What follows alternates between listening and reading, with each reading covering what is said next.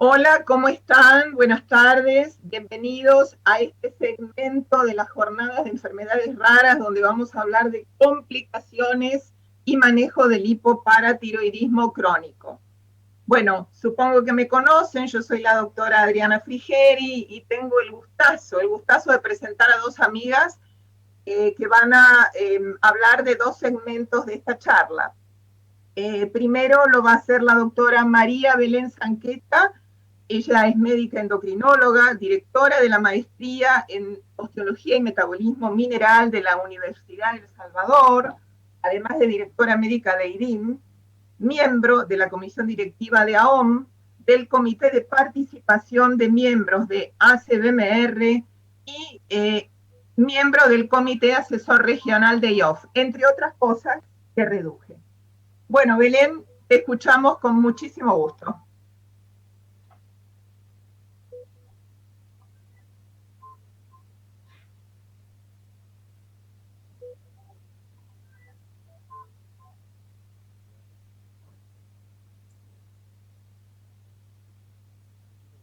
Tienen que dar el ok, ¿no? Para empezar. Bueno, muchas gracias, Adriana, por la presentación. También, como decís vos, un gustazo compartir esta sesión con ustedes dos y tener la oportunidad de compartir una experiencia que fue súper enriquecedora que pudimos realizar como trabajo en equipo. Así que muy contenta de poder compartir con ustedes esta experiencia conjunta. Con Eva nos planteamos los siguientes objetivos.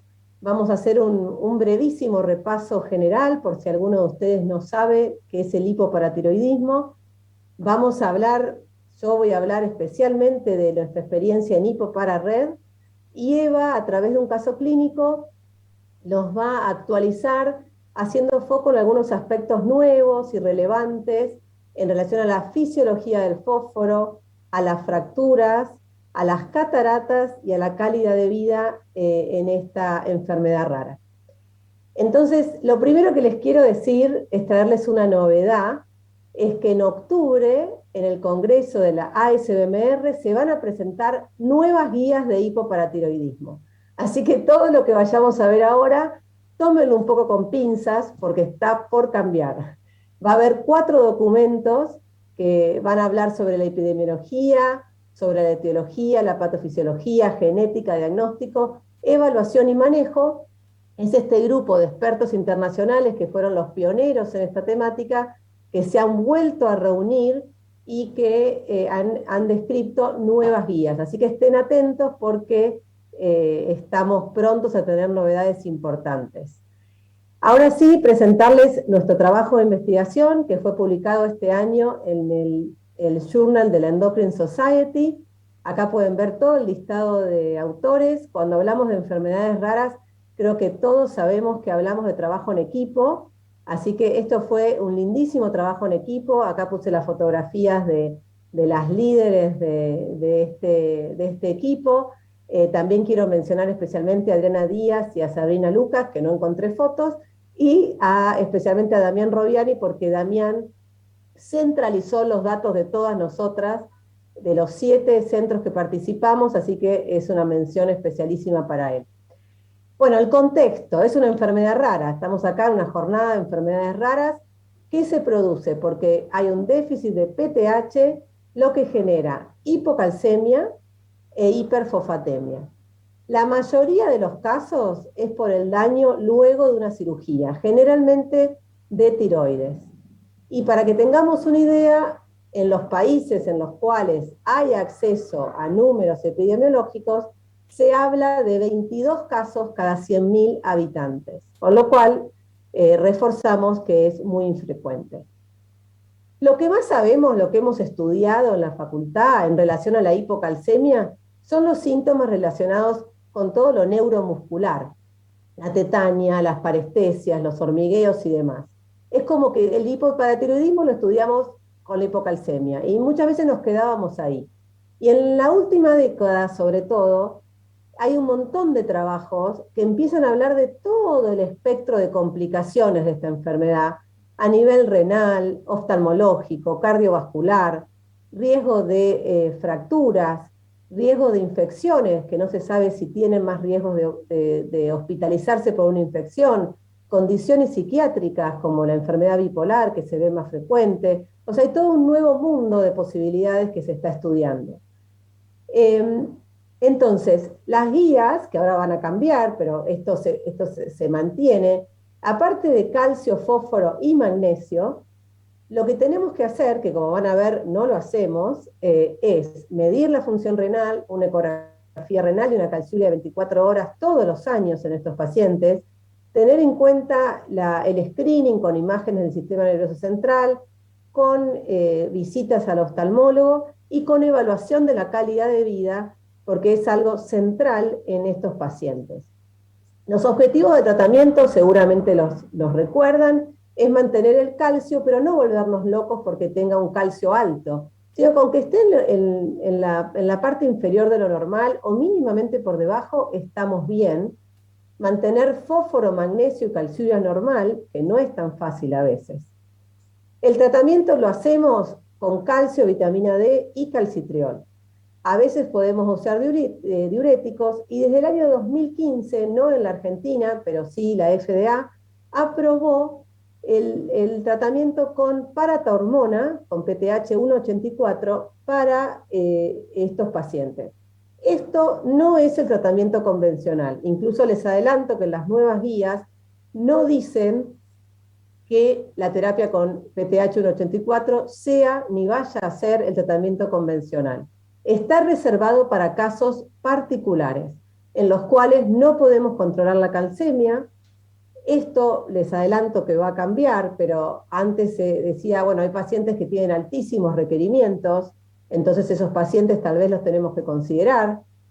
Cuando hay hipercalciuria, litrasis, nefrocalcinosis o reducción de la función renal, cuando no podemos manejar el fósforo y sigue estando alto, cuando hay mala absorción y cuando hay reducción de la calidad de vida. Como ven, estas recomendaciones de expertos, porque no son más que eso, no tienen una evidencia controlada, son bastante grises, ¿no? Entonces, este contexto de necesidades insatisfechas o de gaps en el conocimiento nos convocó, nos motivó para analizar y compartir nuestra experiencia. Entonces, el objetivo primario fue hacer un estudio retrospectivo para hacer una evaluación descriptiva de la historia natural y las características clínicas de los pacientes con hipoparatiroidismo en 7 instituciones con experiencia en el manejo de esta patología.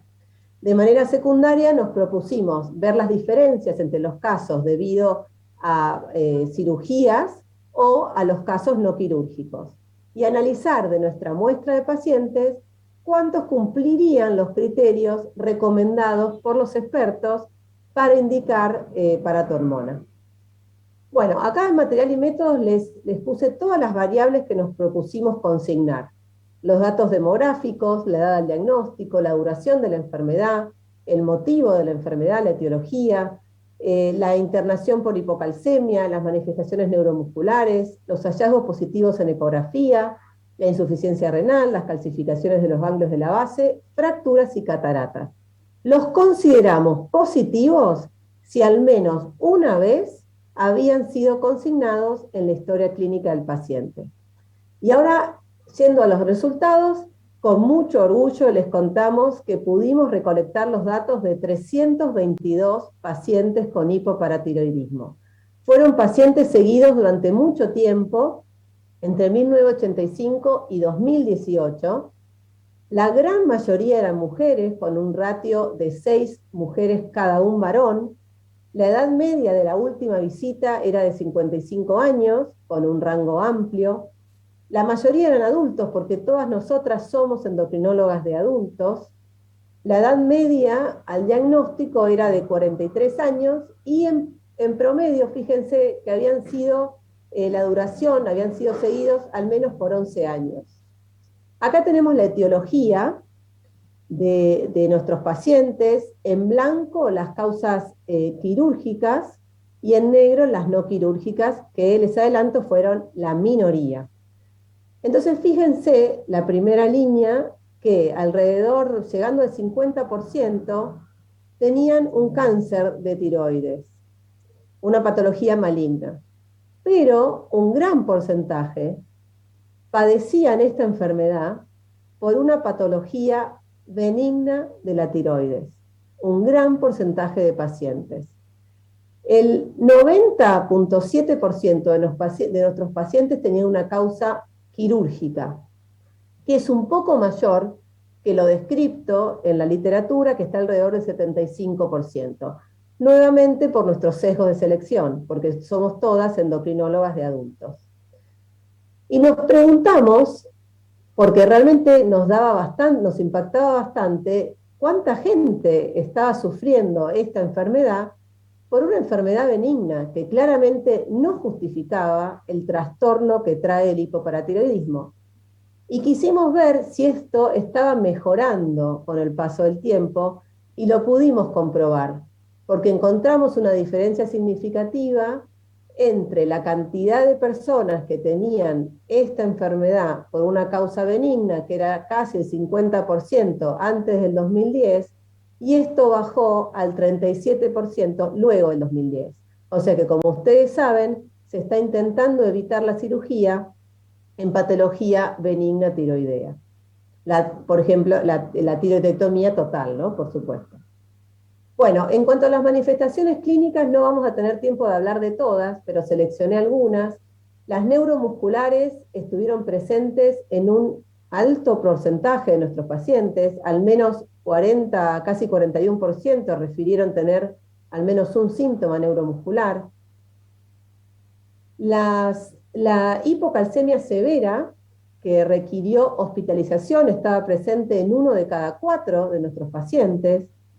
4.3 tenían antecedentes de convulsiones, esto también es similar a la literatura, y los pacientes que tenían antecedentes de convulsiones pareciera que tenían una enfermedad más severa, porque esto se asociaba con hospitalización por hipocalcemia, hiperfosfatemia, aumento del producto fosfocálcico y mayores dosis de suplementos de calcio.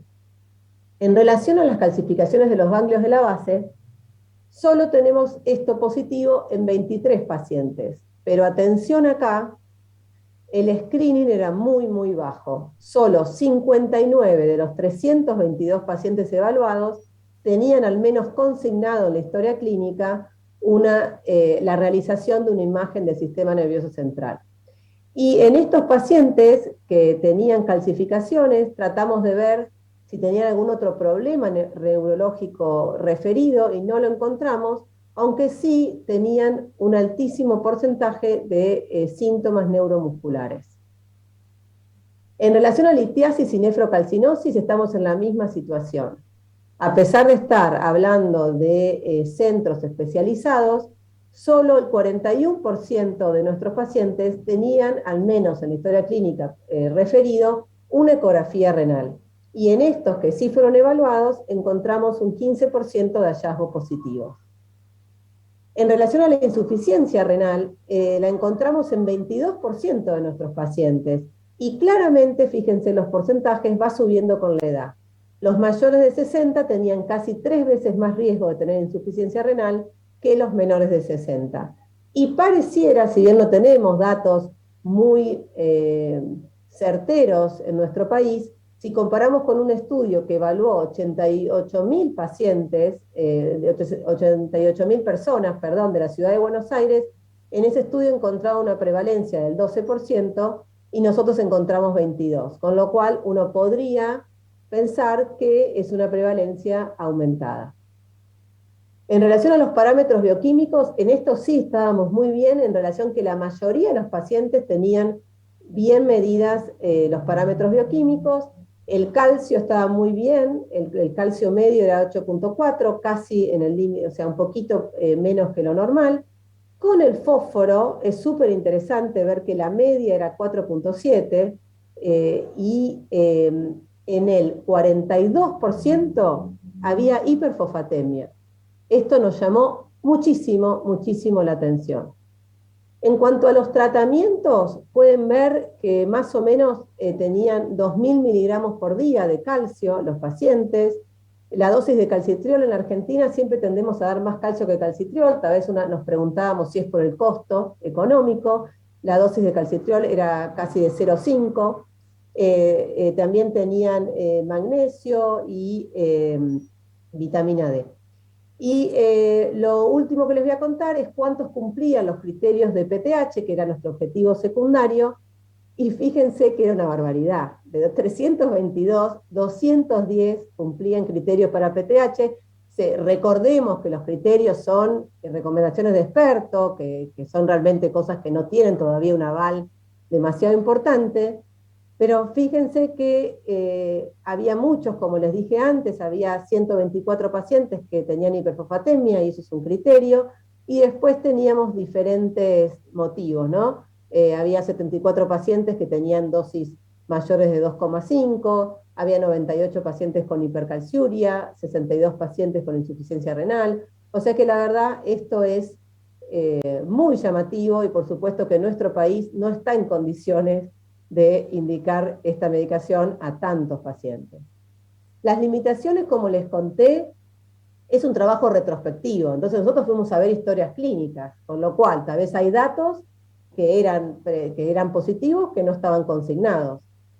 Menos de la mitad tenía ecografía, y la mitad casi no tenían medida la calciuria o una imagen central, lo mismo con la evaluación. La mayoría de nosotros ni sabíamos o no consignábamos la presencia o ausencia de cataratas. No evaluamos la calidad de vida en este trabajo, no evaluamos condiciones psiquiátricas, y otra cosa que también puede ser muy importante es que al ser centros de referencia, tanto privados como públicos, los pacientes que tal vez no llegan son pacientes más severos que los que se ven en la población general. Así que lo último que les quiero contar, con mucho orgullo, es que nuestro trabajo recibió un comentario en el mismo volumen del journal donde fue publicado, nada menos que por el doctor John Vilesikian. En este comentario ellos destacan el gran número de pacientes, destacan la hiperfosfatemia como algo, como que nuestro trabajo estaba avalando esto que preocupa a muchos expertos en el tema. Muchos expertos están viendo que la hiperfosfatemia es una constante en estos pacientes, que es muy difícil de bajar y que probablemente tenga mucho que ver con las calcificaciones extraesqueléticas, así que él destacaba esto en nuestro trabajo, y lo que como conclusión les copié ahí, que decía que nuestro trabajo daba un contexto internacional, porque no hay trabajos en Latinoamérica sobre este tema, entonces que daba otra mirada, que fortalecía la mirada global, y también hablaba de que esto iba a ayudar a redefinir las guías para el manejo con PTH, ¿no? Así que realmente para nosotras fue una gran alegría, y es un honor compartirlo con ustedes hoy. Podemos concluir entonces que a pesar de la gran experiencia conjunta, el manejo clínico fue heterogéneo e insuficiente para monitorear las potenciales complicaciones de nuestros pacientes. La hiperfosfatemia, se los repetí un montón de veces, realmente nos llamó la atención, era muy alta la proporción de hiperfosfatemia en nuestros pacientes. Esta locura de que más de la mitad cumplirían criterios actuales de PTH, y creo que todas coincidimos que aprendimos un montón y que tenemos muchísimo para mejorar en el futuro. Así que muchas gracias, y ahora los paso con mi compañera Eva. Muchas gracias, Belén. Hermosa tu charla, y voy a presentar a Eva, pero antes de eso comentarles que las preguntas respecto de este módulo las vamos a hacer al final, y las van a ir haciendo en el chat. Repito, no sé si me escucharon, que las preguntas las vamos a hacer al final y las deben hacer en el chat. Bueno, ahora voy a comentarles que la doctora Evangelina Giacoia es la jefa del servicio de endocrinología del Hospital Nacional Posadas, es directora además de la carrera de médico especialista en endocrinología, la carrera de la UBA, y es magíster en osteología. Bueno, Eva, escuchamos tu interesante caso clínico. Bueno, buenas tardes a todos. Antes que nada quería agradecer a la ON por la invitación y sobre todo a Lucas y a Lorena por el esmero en realización de esta jornada de enfermedades poco frecuentes. Estos son mis conflictos de interés. Vamos a dar comienzo a un caso clínico. Es una paciente de 52 años con antecedentes de menopausia a los 41, que fue operada por un carcinoma papilar de tiroides en el año 2007 con una respuesta excelente, con la mala suerte de quedar con un hipoparatiroidismo postquirúrgico con visualización de las 4 paratiroides en la pieza de biopsia. No tenía antecedentes de fracturas, sin tóxicos, y tenía un peso de 72 kilos, una talla de 1,53 y un índice de masa corporal de 31. Esta paciente se encontraba asintomática para hipocalcemia, tomando toda esta lista de medicamentos para tratamiento de su hipertensión y con dosis máximas para su hipoparatiroidismo. Estos son los laboratorios de nuestras pacientes que vemos a diario. Podemos ver que el manejo de la calcemia en general es en el límite inferior. Cuesta mucho el manejo del fósforo por varios motivos. Uno es la medicación con tratamiento convencional. También hay mucho impacto de nuestros hábitos alimentarios con alto contenido en fósforo. El manejo también de la hipercalciuria, estos índices calcio-creatinina que se encuentran permanentemente alterados. Y por suerte nuestra paciente estaba eutiroidea con marcadores negativos para el carcinoma papilar de tiroides. Las guías que nos dicen que debemos ir a buscar las complicaciones crónicas del hipoparatiroidismo: se desarrolla 38% de hipercalciuria, 31% de nefrocalcinosis y 50% de cataratas, que son dentro de las tantas complicaciones que debemos ir a buscar, como detalló Belén anteriormente.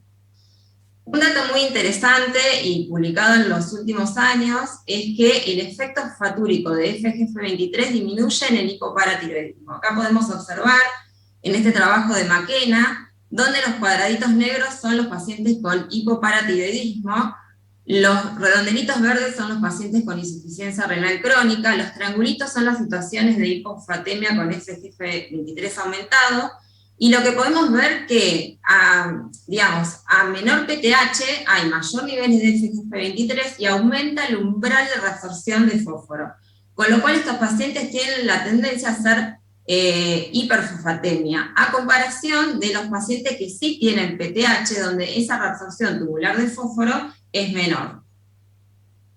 Y acá podemos observar también, cuando comparamos con los logaritmos de la paratormona, podemos ver que a menor valores de paratormona también hay mayor umbral de reabsorción de la paratormona, y a mayor niveles de calcemia ese umbral aumenta, o sea que hay más fosfaturia comparados con los niveles de hipocalcemia.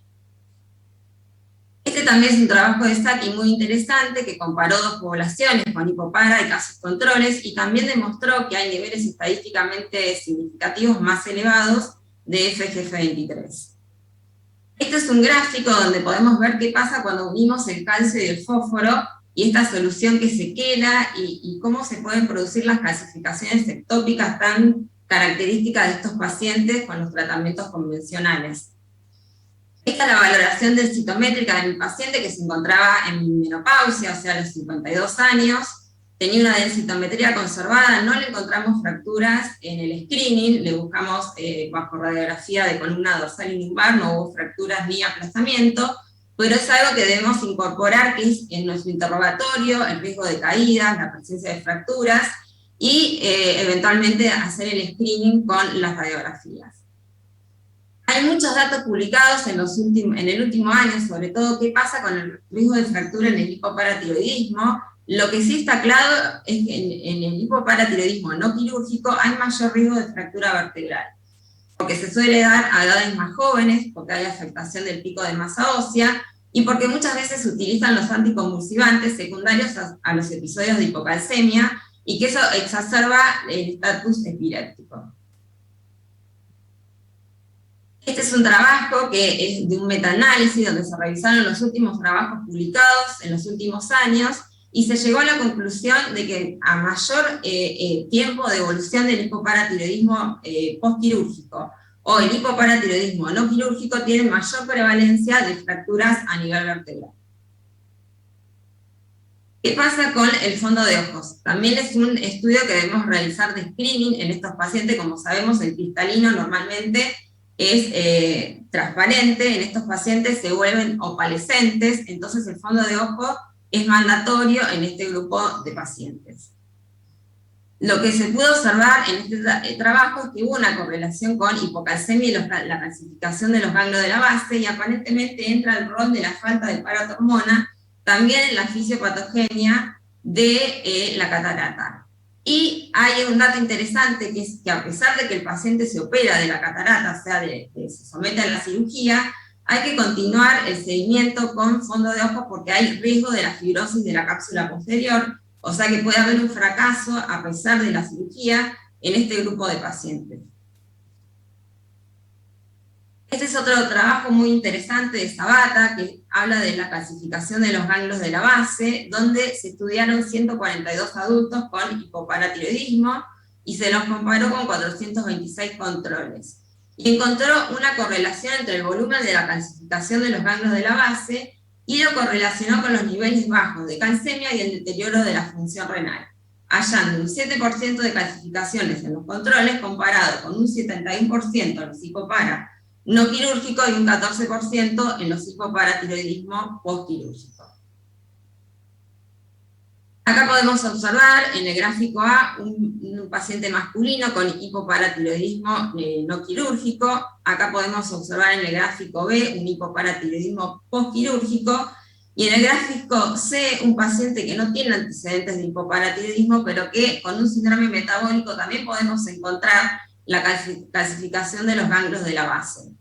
Dentro de la fisiopatogenia hay varias hipótesis, pero la más reciente es el déficit de paratormona haría la menor expresión de los receptores de PTH R1 y R2, y eso haría la precipitación de proteínas morfogenéticas como la osteopontina, la osteocalcina, que generarían esta calcificación en los ganglios de la base. Este es el trabajo de Agarwal, que también ya lo comentamos, donde él relaciona 62 pacientes con hipopara, con 70 controles, y también encuentra la relación con la aparición de convulsiones y calcificación intracraneal. El 32% presentan disfunción neurológica de estos pacientes, y esto también se puede deber a bajo flujo, hipoxia, y alteración de la transmisión de dopamina y de glucamato, que también se puede relacionar con los síndromes de ansiedad y de depresión que muchas veces presentan estos pacientes. De nuevo, con respecto a la calidad de vida. Nosotros hicimos una encuesta de SF36 hace un par de años, encontramos que se encuentra alterada la afectación de la salud general, el impacto del rol físico y los cambios del estado de ánimo y las emociones. Este es un trabajo de una alemana, que es Siegelkow, Heidi, ¿sí? Que evaluó una corte muy grande de pacientes, y fíjense que hizo una escala que fue validada para 13 países, y evaluó la funcionalidad física, la salud mental, el rol emocional, la funcionalidad social, la vitalidad, la salud general, el dolor corporal y el rol físico. Y los categorizó en asintomáticos, síntomas leves, moderados y severos. Y un gran porcentaje de pacientes presentaban síntomas de moderado a severo. Esto se relacionó con la gravedad de los síntomas, el deterioro cognitivo, emocional y físico que interfirieron en la vida personal y en sus empleos, o sea, eran pacientes que concurrían menos horas a su jornada laboral, no solo de los pacientes, sino también de sus cuidadores, que muchas veces eran sus esposos, sus hijos o sus hermanos. Y para finalizar podemos concluir que la interacción FGF23, fósforo, calcemia, PTH 1,25 toma relevancia en las complicaciones del hipoparatiroidismo, que el seguimiento de estos pacientes se debe focalizar en los órganos target de la alteración del eje paratiroideo FGF23 cicloto, y que debemos realizar el abordaje con un equipo que trabaje en interdisciplina, priorizando la calidad de vida. Muchas gracias.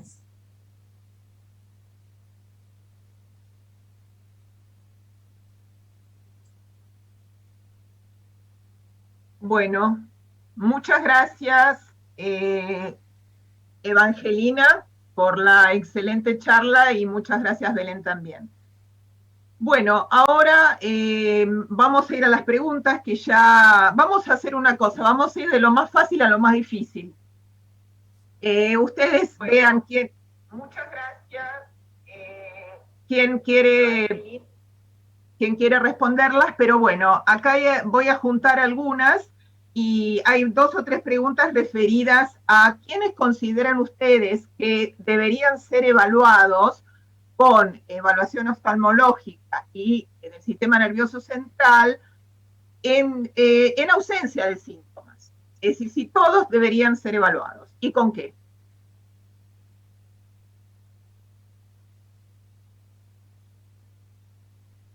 Contesta Belén. No escuché bien la pregunta, Eva, así que contestala a vos, pues se me colgó un poquito. Repetila, Adri. Sí, el tema sería que, ¿qué consideran ustedes como evaluación adecuada cuando hay en ausencia de síntomas oftalmológicos y neurológicos? Que igualmente habría que estudiar esos sistemas. ¿Con qué? O sea, como parte del screening, digamos, dentro del hipoparatiroidismo. O sea, Como que uno parte lo debe ir a buscar, a pesar de la falta de signos y síntomas.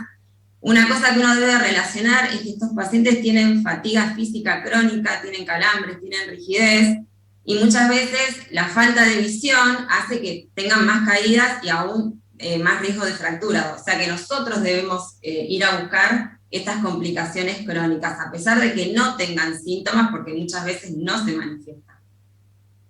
Claro, ¿y cuál sería la indicación para hacerles una tomografía?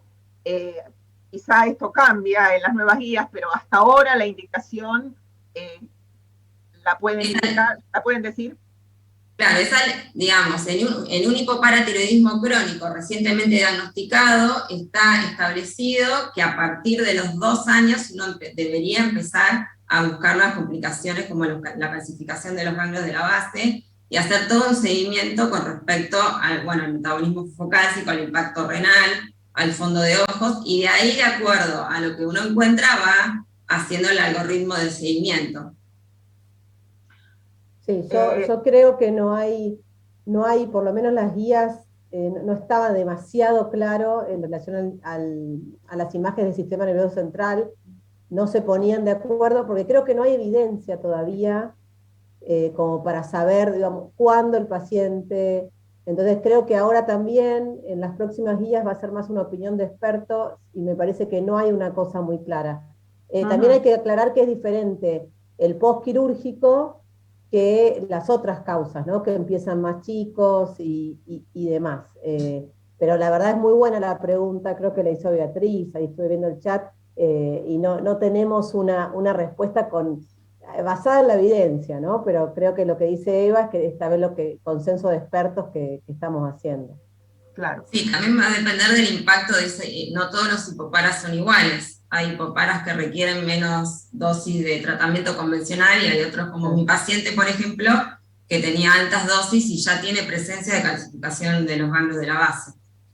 Claro, quizá yo me permito un agregado en el sentido de que por lo menos las guías últimas nos indicaban, y así fue hecho el trabajo, digamos, que también la hiperfosfatemia sostenida o la alteración del producto fosfocálcico alterado en esos pacientes de mal manejo, hasta le podríamos evaluar estos sistemas de entrada en un paciente mal manejado. Sí, sin dudas el fósforo es lo que tenemos que dar más relevancia a las complicaciones crónicas, cómo maneja el fósforo cada paciente. Sí, acá también preguntan en el mismo tema, digamos, si el hallazgo de estas calcificaciones cerebrales cambia o modifica en algo la conducta terapéutica. No modifica la conducta terapéutica, tampoco sabemos si tiene alguna consecuencia clínica. Es como que uno tendería a decir que no la tienen, pero en realidad no lo sabemos, no evaluamos a nuestros pacientes, por ejemplo, para buscar parkinsonismos, que tal vez, no sé, a lo sumo tal vez nos acordamos de la facultad, el signo de la rueda dentada, no lo hacemos, pero hay muchos otros movimientos involuntarios o anormales que no evaluamos. Yo creo que tendemos a pensar que no tienen consecuencias, pero realmente creo que no está, no son evaluados como debería ser evaluado para poder responder eso basado en la evidencia, nuevamente. Uh-huh. Acá tenemos otra pregunta que nos dicen que para ustedes, expertas, ¿cuáles serían para ustedes hoy las indicaciones del tratamiento con paratormona 184? Bueno, es lo que dijo Belén al comienzo de la charla. Sí, las indicaciones que yo fui nombrando son las que están en las guías. Tal vez en nuestro país, creo, si no me equivoco, que hay 7 pacientes tratados con este tratamiento, no sé si me equivoco y hay alguno más. En nuestro país, como no está aprobado, hay que hacer todo un trámite de excepción en ANMAT, los tratamientos están como reservados para situaciones prácticamente casi les diría de vida o muerte, o sea, personas que viven en una guardia, que viven en terapia intensiva, que hacen hipocalcemias de 6, laringoespasmos. Por ejemplo, en mi experiencia, las 2 personas en las que indiqué este tratamiento fue porque era incompatible con la vida prácticamente la situación que habían llegado. Son casos severísimos y la paciente que realmente no podía, más allá tenía 32 comprimidos y seguía con un calcio de 6, con un fósforo casi de 6. Y la experiencia que hemos tenido es excelente, ¿no? Es impresionante en esas pacientes cómo les mejora la calidad de vida. Todavía en nuestro país me parece que deben estar también de acuerdo, que se está usando para esos casos ultra severos, al menos por ahora. Sí, faltan estudios de seguimiento, pero por la historia natural y la fisiopatogenia impresiona que tener paratormona, digamos, por vía exógena mejoraría todo lo que es las complicaciones, como nombré yo, el FGF23 bajo la presencia de paratormona tendría un mayor efecto fosfatúrico, y también están las hipótesis sobre la acción en cataratas y en ganglios de la base, o sea, también podría ser que por ese lado, con estudios a largo plazo, ver qué pasa con ese tipo de complicaciones. Bueno, ahora vamos un poquito a la parte de, seguimos con el manejo, pero más en la parte bioquímica. Vos lo explicaste bien, Eva, pero me gustaría que expliquen la cotidiana. Nosotros tenemos el paciente adelante y vemos su metabolismo y decimos, ¿qué hago con esto? ¿Cuándo debería quelar el fósforo con carbonato de calcio, digamos, dado con el alimento? ¿En qué momento, en qué nivel sérico de fósforo debería quelarlo? Y en realidad cada vez se exige un nivel más bajo de fosfatemia, o sea, vos decís el target objetivo bioquímico de fosfatemia. Claro, en base a la fisiopatología que vos explicaste, nosotros tenemos cuando tenemos fósforo alto vamos a tener calcio bajo. Entonces, ¿qué deberíamos antes de quelar? Tenemos que mejorar la calcemia. Y así solo va a revertir el mecanismo de FGF23, ¿verdad? Claro, o sea, en realidad el déficit de paratormona ya aumenta los niveles de FGF23.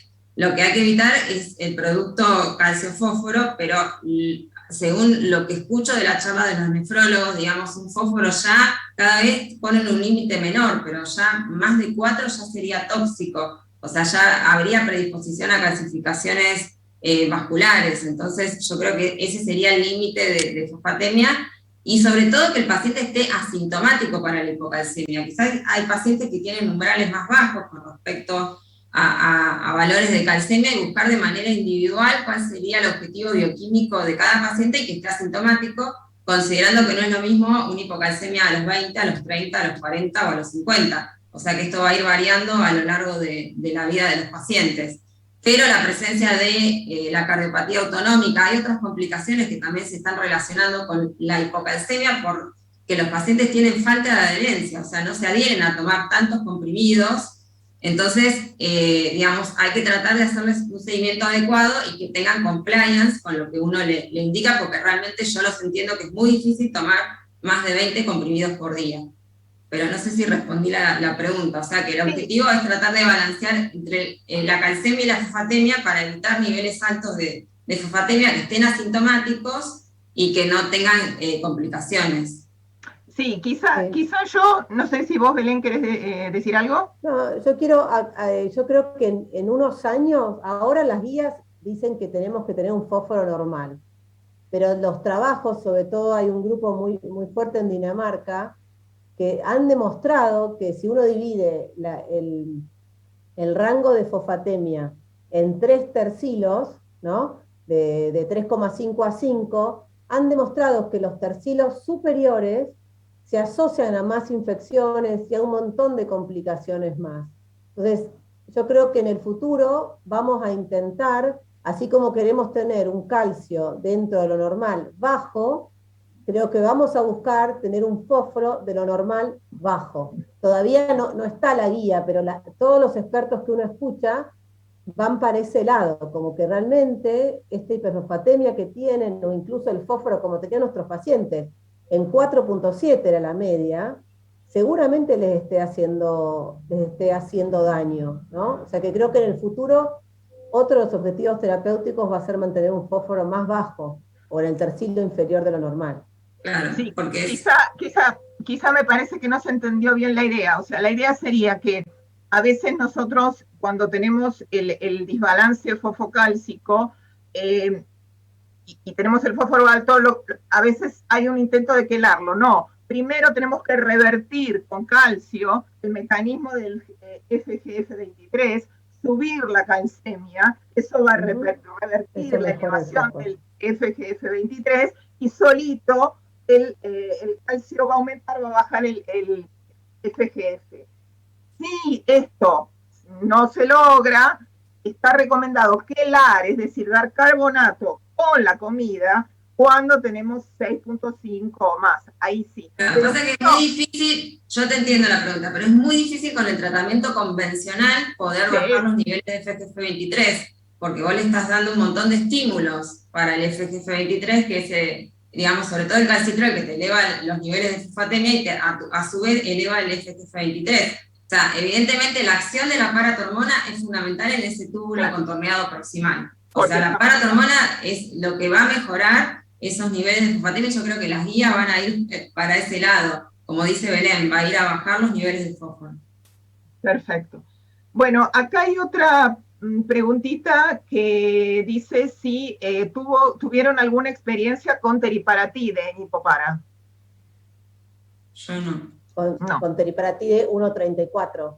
Claro, 1,34. En el trabajo que publicamos había 14 pacientes con teriparatide porque eran previos a la aprobación de PTH 184.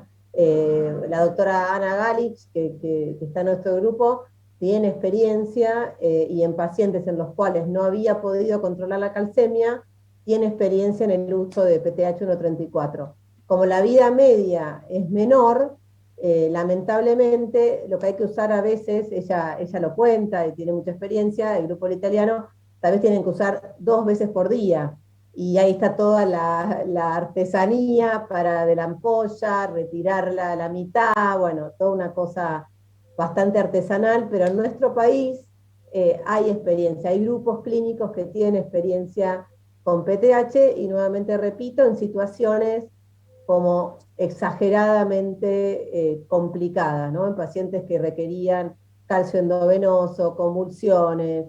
O sea, en nuestro país actualmente se usa para esos casos de altísima morbilidad.